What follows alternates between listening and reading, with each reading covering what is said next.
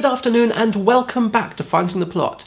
I'm still Sebastian Whittington Smythe and this is part 2 of Nier. They go and free Kaine, who's absolutely cool with how Emil looks, which is nice. Emil, you were the one calling me, huh? You still recognize me? Yeah, sure. I knew you right away. You look like shit.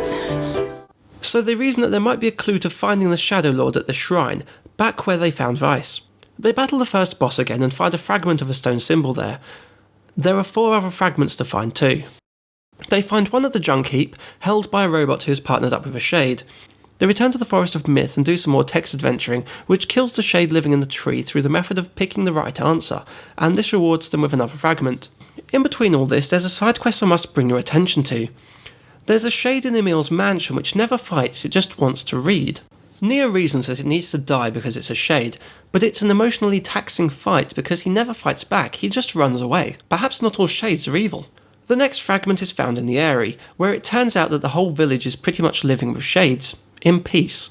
It's another emotionally taxing section because as you slaughter the shades, the people cry out to not kill their family members and loved ones.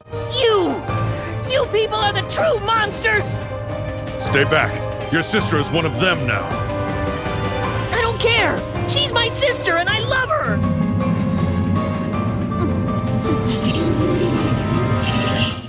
Their sorrow coalesces into this floating eye thing, and to defeat it, Emil has to surrender to his nature as a weapon, cutting loose and destroying not just the shade, but the Eyrie and everyone in it.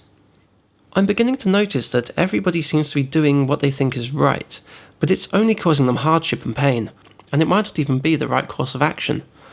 They're sacrificing everything, but getting nothing in return.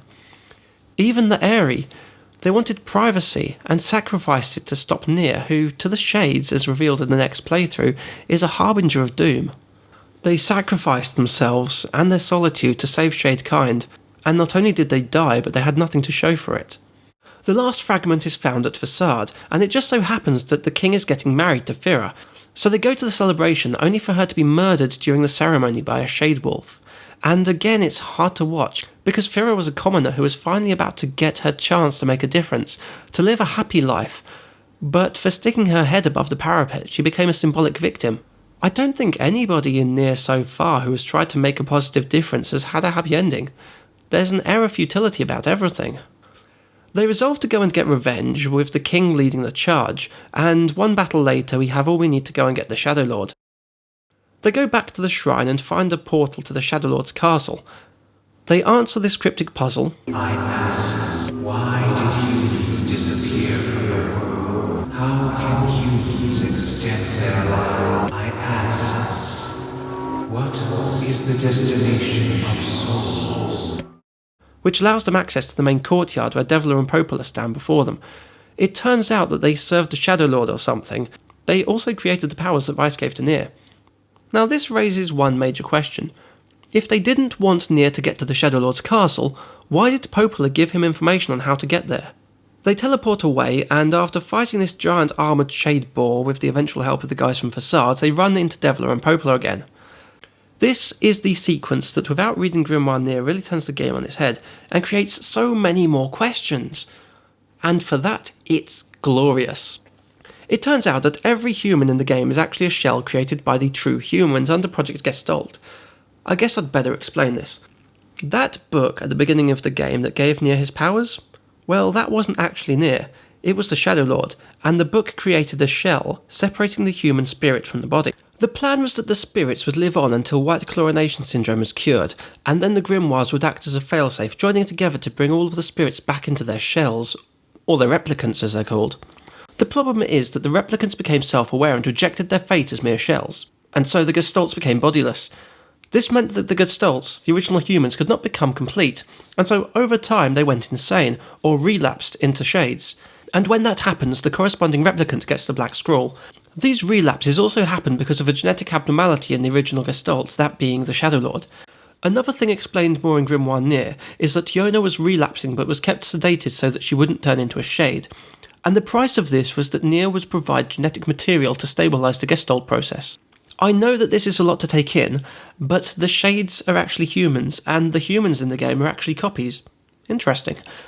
So Deviler and Popola attack one last time and are defeated. They go out with a bang though, meaning that Emil has to sacrifice himself to save Kaine and Nier. Goodbye, my friends.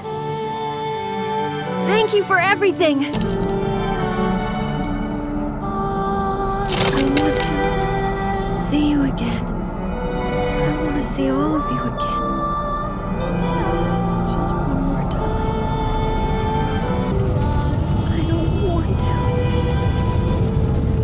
Don't I?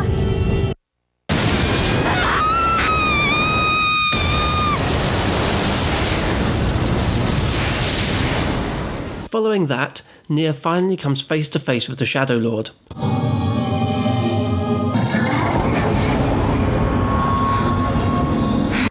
Their fight is brief before Yona wakes up and, well, take a look. Wait. Dad.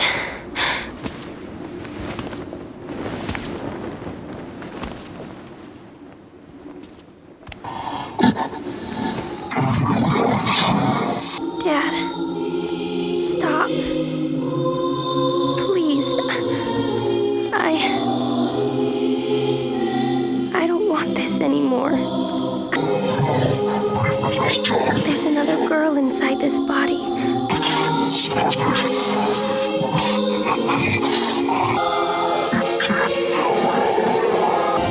I love you, Dad. I love you.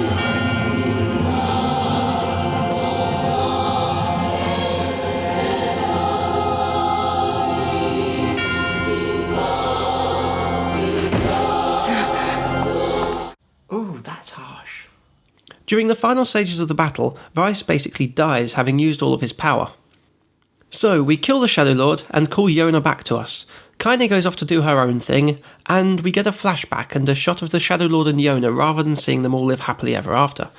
So, let's pretend that I hadn't explained the last few bits and bobs about how Project Gestalt worked. You'd have completed the game in ignorance with a few nagging unexplored questions and assumed a happy ending, because you did what you set out to do, you saved Yona and beat the bad guy. And you might not have even noticed that the flashback wasn't an image from a happy future, but about that flashback. Now, why would that be, Well, this is from the guys who made Drakengard, so it's not like they'd actually live happily ever after, would they? Well, let's see what happens next. I mean, we've only got 3 more endings to see.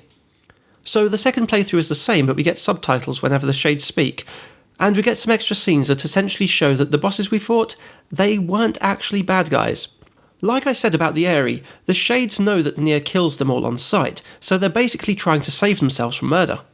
The Shade and the robot in the junkyard didn't actually kill Gideon's brother. The Shade actually wanted to be friends with them. He was lonely after his mother was killed by humans. There's something over there!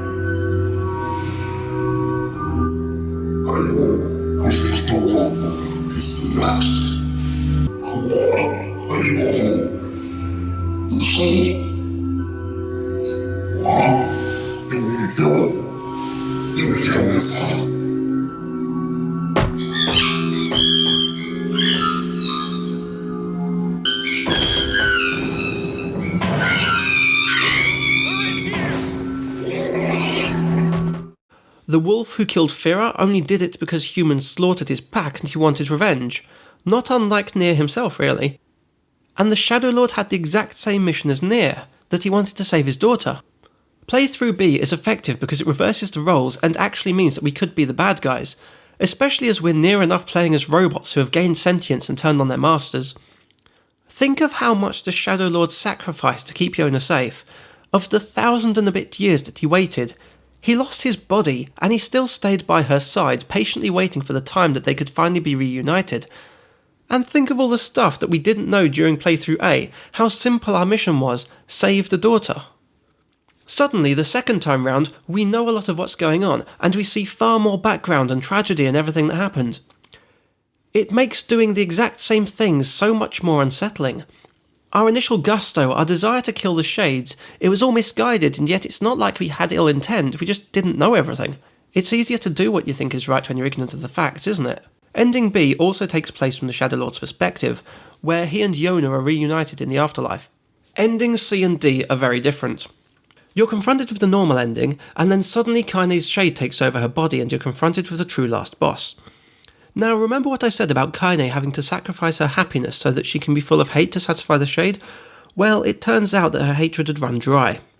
So happy is she to see that Nier and Yona are reunited that the shade takes over, but the funny thing is that the shade has grown to like her and doesn't want her to be consumed, so he lets on how to save her. He is willing to sacrifice himself for Kaine. Now there's a turn up for the books. He tells Nier that he knows of 2 ways to save her.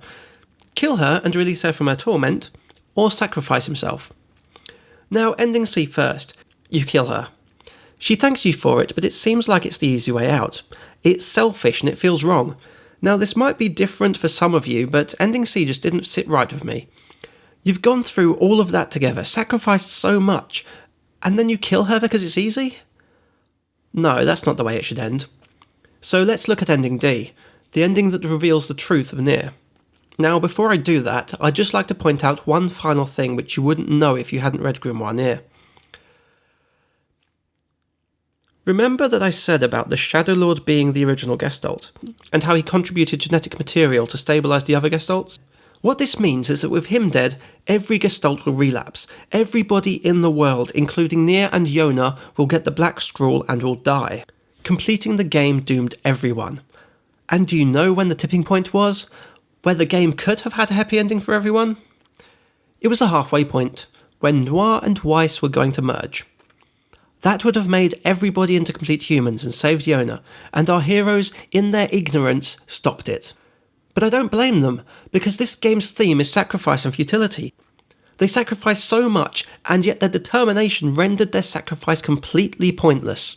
And so we turn to ending D. In this ending, Nier sacrifices himself to save Kaine. And just a slight aside, I tried to work out for the longest time how this actually worked, and it seems that it's down to Drakengard.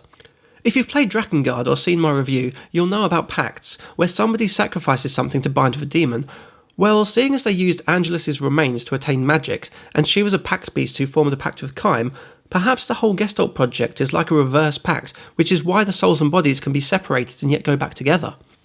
Which is also perhaps why Kaine's shade can go through bodies. So, what is the pact fee when Nier sacrifices himself for her? The fee is that he is stricken from everybody's memories. And in doing so, the game wipes your save. Slowly, methodically, everything is wiped away before your very eyes, and this is genius. And I'll tell you why. Not only is it a meaningful sacrifice to the player, because as a gamer the worst thing that can happen to you is that you have your save wiped, and to get the true ending that's exactly what has to happen. Which brings me to the game mechanics, which I haven't really spoken about. All those RPG elements. Like I said, this is all about sacrifice, so you may think to yourself, the file being deleted isn't too bad, it doesn't look like too long a game, but let me remind you, I haven't shown you anywhere near how many side quests I did. I did all 100 side quests. Most of them didn't give me any more than a few thousand gold that I didn't need anyway. One didn't give me anything. The side quests are often long fetch quests, which aside from their stories are entirely pointless. And then there's the words, buffs that you equip to weapons and attacks. There's loads of them, and most of them are worthless too, but I bet someone will have got them all. And then the fishing. All of that fucking fishing. And don't get me started on the rare item farming I would have endured if I was daft enough to get all the weapon upgrades, because upgrading weapons is pointless, it really is. It makes hardly any difference, especially as the only weapon worth upgrading would be the Phoenix Spear, and that's already a monster anyway. I mean, the game isn't hard. What reason could anybody have to want to upgrade the Phoenix Spear when even on hard mode it makes mincemeat out of everything? But the one thing I did do, out of sheer idiocy, was farm the Lunar Tier. I spent who knows how many hours toiling in that virtual soil, planting, watering, and harvesting all of the plants over and over. Even at the quickest, it takes forever. Hours and hours of laborious busy work. I cannot stress just how soul-crushing it is to have to first farm the indigo and the pink flowers, and then maybe, just maybe, one of them will turn out to be white. Knowing that the chance of it being white is so small. Even if you did it properly, you'd have to wait 24 hours to find out for every single batch, and then do it again, and again, and again, and again. So every day you have to take time to make sure that you're back at Nier's garden to check on those flowers, and then, if you're lucky, if the stars align and you haven't died, it will happen.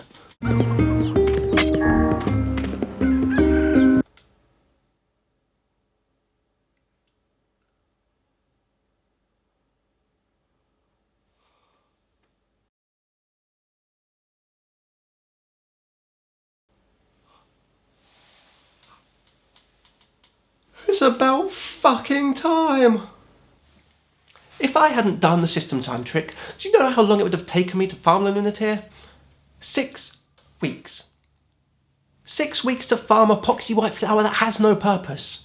None of this has any purpose. The game doesn't reward you. I didn't even play the game for 6 weeks. Everybody who's played Nier, just think how much time you wasted doing purposely pointless stuff devised by the developers to suck at your time and get under your skin, just so that you will celebrate that little bit more when the item box pops up and says Black Pearl or Eagle's Egg, just so that you can upgrade a weapon to be nowhere near as good as the base Phoenix Spear. And do you know why they do it? They do it so that when you have to wipe the game, it hurts that little bit more. Because when the data's gone, you're not getting it back. And the more time you wasted, the more you're going to avoid making that sacrifice. And it's genius. It's evil, but it's genius. But most of all, this ending hammers home the most bittersweet truth of sacrifice in life. You never know if you're doing the right thing. And if you do, there's a good chance that nobody will even know or care.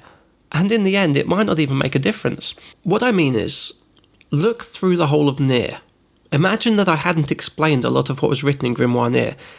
And it's a confusing game. With the barely explained bombshell at the end, it turns everything around. You've sacrificed so much, but have no idea if you're doing the right thing. I don't think anybody actually understands Deviler and Popola's motivations. I know it's in their programming to serve the Shadow Lord, but like I said, if they didn't want to fight Nier, they could have kept the information about the castle and the fragments to themselves. But look at life. That too is confusing. And sometimes it's easier to do something with conviction if you don't know all the facts. To use an old cliche, ignorance really is bliss. And sometimes you'll do the wrong thing, even with the best intent, because you don't know any better. But that doesn't cheapen the sacrifice, does it? You spend your life trying to do the right thing, to repress your darker natures, and you'll hear and see things that confuse you, that don't make sense. But you can't stop your life and find out the answers to everything. You have to push on, and sometimes you'll have to make a sacrifice, make a choice, without knowing all the alternatives, the hows and the whys, but sometimes a choice has to be made. So come the final ending, Nier probably realises that he's fucked up. And here's Kaine in a position where he can save her and make amends, and all he has to do is sacrifice his existence. You could argue that until now, every sacrifice he made is selfish, to get rewards, to get Yona back. But this is a pure sacrifice, because he doesn't get anything for it, and nobody will ever even know. That's why this act is selfless, and this is why it's just like life. Think of all the carers out there, the kids who care for their sick parents and then go to school, couples where one is disabled and needs round-the-clock care, parents and friends who donate huge chunks of their living wage to loved ones in need just so they can have some semblance of comfort and expect nothing in return. To the outside world, nobody knows, nobody even cares. The anonymous sacrifice is the hardest to make, because the only person who knows what you've lost is you. No one else is going to hear about it. It doesn't matter what else is going on in the world. I mean, if you're trying to save somebody's life, does it really matter what anyone else is doing? Or why? Life, like Nier, doesn't explain itself. And in the moment when you have to choose, that one issue is the only thing that matters. You make your sacrifice and you live with it, and it's yours and yours alone. Life doesn't celebrate you for it, and the choices you make don't come without consequences. You don't always get a happy ending, and you sometimes don't even get a thank you. And the most messed up thing is, sometimes just like in Nier, you can make your sacrifice and make it in good faith, but sometimes it just doesn't even make a fucking difference. But that's life. And that's Nier. And I'll drink to that. Or perhaps I've been talking bollocks this whole time.